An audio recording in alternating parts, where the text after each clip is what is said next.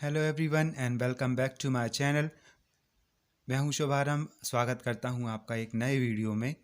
सभी प्राणायामों में नाड़ी शोधन प्राणायाम सबसे अधिक संवेदनशील, जटिल और सूक्ष्म है। जब नाड़ी को सूक्ष्मतम स्तर पर प्रशोषक किया जाता है तो यह आत्मानुभूति की तरफ ले जाती है। नाड़ी शोधन प्राणायाम के लिए पहले आप अपनी अंगुलियों की दक्षता बढ़ाएं और दूसरा नासिका झिल्ली में संवेदनशीलता का विकास करें, तभी यह प्राणायाम करना सार्थक होगा। तो हम शुरू करते हैं नाड़ी शोधन प्राणायाम का पहला भाग, अनुलोम विलोम प्राणायाम। शोधन प्राणायाम या अनुलोम विलोम प्राणायाम विधि: सुखासन के किसी भी एक आसन में बैठें जिसमें कम से कम कुछ देर आराम से बैठ सकें। मेरुदंड, गर्दन व सिर एक सीध में रखें।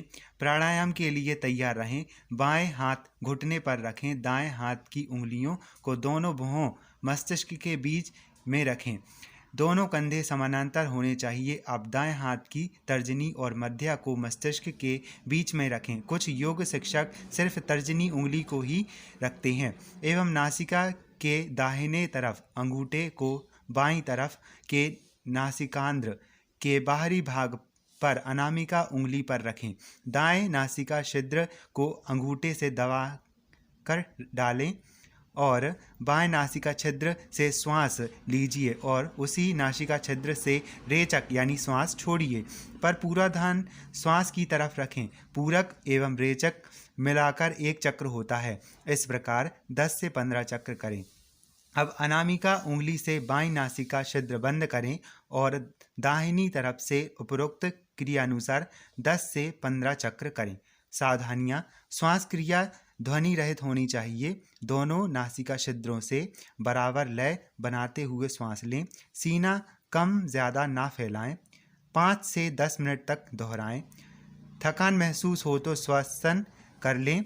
इस प्राणायाम से उंगलियों और नासिका नलिका का अभ्यास हो जाता है ताकि वे अधिक से अधिक लाभ प्राप्ति में सहायक हों।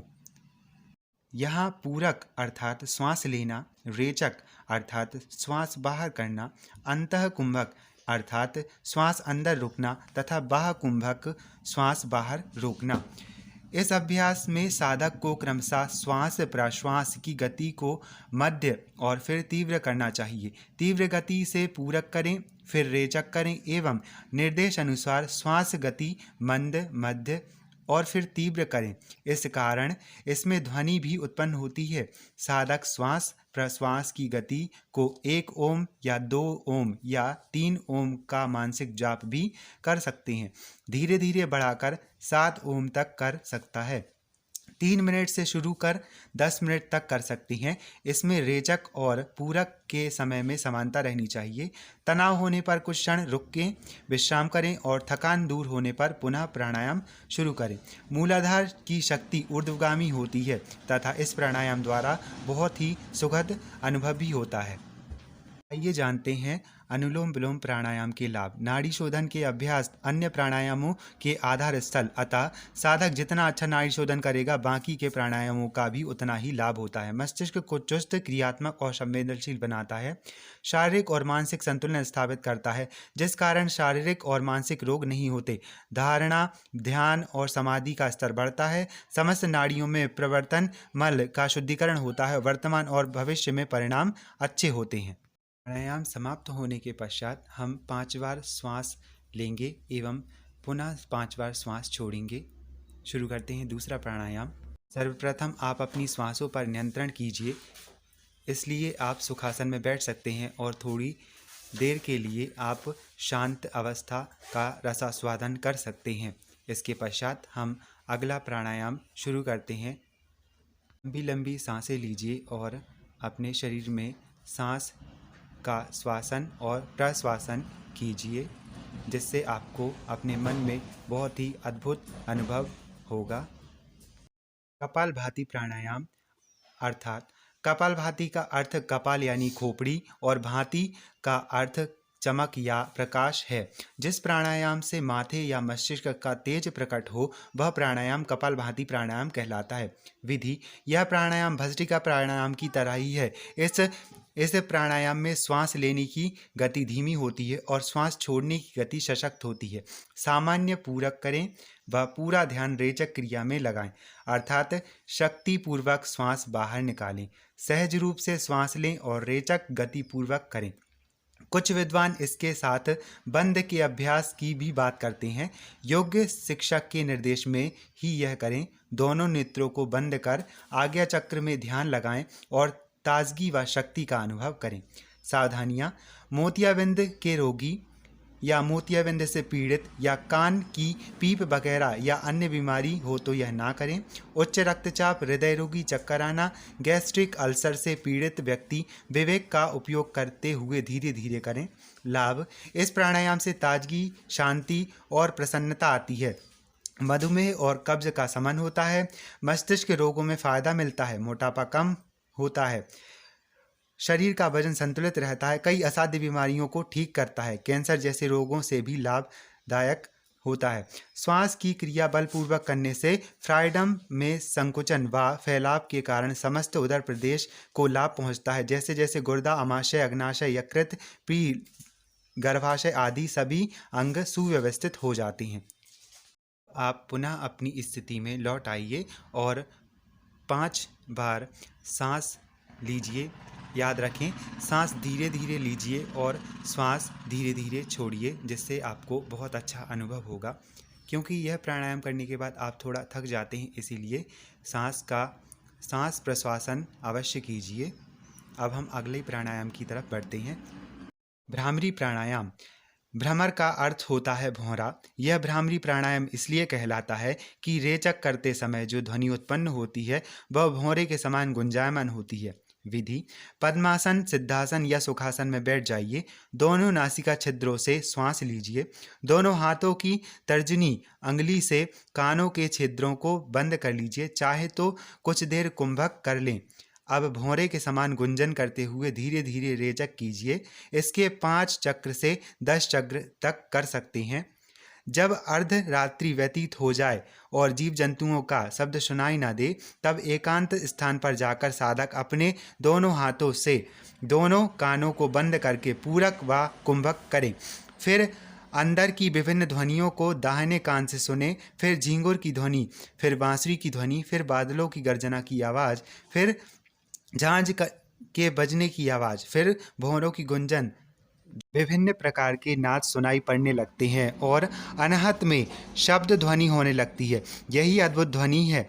इसमें जो ज्योति दिखाई देती है वही ब्रह्म है, और जब इसमें मन विलय हो जाता है तब भगवान विष्णु के परम पद को प्राप्ति होती है। इस प्रकार भ्रमरी कुंभक सिद्ध होने पर समाधि की सिद्धि होती है। घेरदंड आगे कहते हैं कि जाप में 8 गुना उत्तम ध्यान है। ध्यान से 8 गुना तप और तप से 8 गुना संगीत नाद है, एवं इस संगीत से बढ़कर कुछ भी नहीं। इस प्राणायाम को तेज गति से करने पर भ्रमर स्वर की तरह एवं मंद गति से करने पर भ्रामरी स्वर की तरह गुंजायमान होता है। इस प्रकार करने से आनंद की अनुभूति होती है। ध्यान आज्ञा चक्र पर होना चाहिए। गुंजन करते समय आप प्रणव मंत्र ओम की ध्वनि निकाल सकते हैं। मुंह बंद रखें, किंतु दांत को आसपास में ना मिलाएं। शनि मुख मुद्रा के साथ ही कर सकते हैं। गुंजन करते समय कई बार दूसरे शब्द भी निकलने लगते हैं, अतः ध्यान रखें। लाभ: स्वर मधुर होता है और आवाज़ निर्मल आती है। अनिद्रा रोग दूर होता है। आध्यात्मिक लाभ मिलते हैं। मानसिक रोग, चिड़चिड़ापन, क्रोध, आवेग व तनाव इत्यादि दूर हो जाते हैं। उच्च रक्तचाप में लाभ होता है। हृदय रोगियों को भी लाभ मिलता है। कुछ साधक कानों को अंगूठे से बंद करके तर्जनी को माथे पर, मध्यमा को आंखों पर, अनामिका को नाक के पास एवं कनिष्ठा को मुंह पर रखकर यह क्रिया करते हैं। इस क्रिया को क्षणमुखी मुद्रा कहते हैं।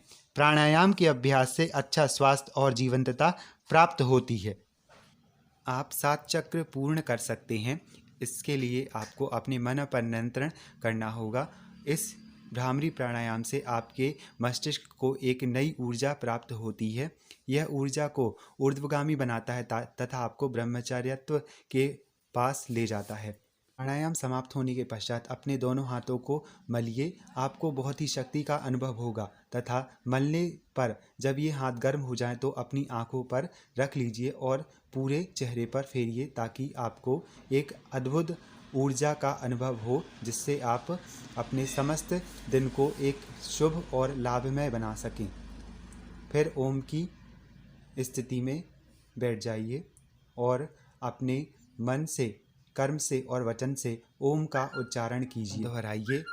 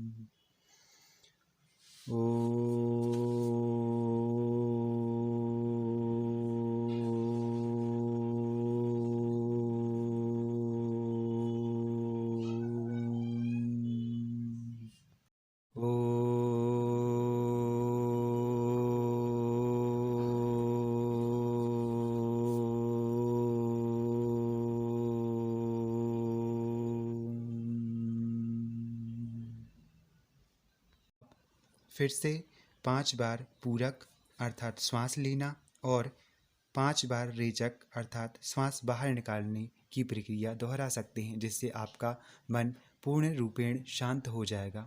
फिर हम मंत्र दोहराएंगे।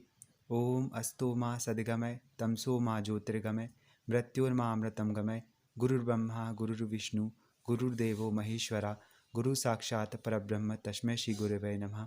सर्वे भवन्तु सुखिनः सर्वे सन्तु निरामया सर्वे भद्राणि पश्यन्तु माँ कश्चित् दुःखभाग् भवेत्। ओम शांति शांति शांति। मंगल चरण दोहराएंगे।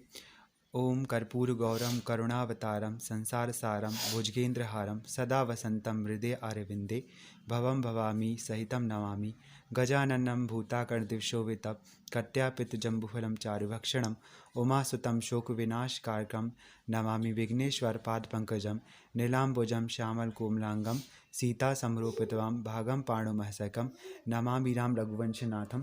त्वमेव माता च पिता त्वमेव बन्धु च सखा त्वमेव विद्या द्रविणं त्वमेव सर्वं मम देवदेव। अगर आपको मेरी वीडियो पसंद आ रही हैं, मेरा कंटेंट आपको पसंद आ रहा है तो मेरे चैनल को लाइक शेयर और सब्सक्राइब ज़रूर कीजिए। मिलते हैं अगली वीडियो में, तब तक के लिए धन्यवाद। जय श्री राम।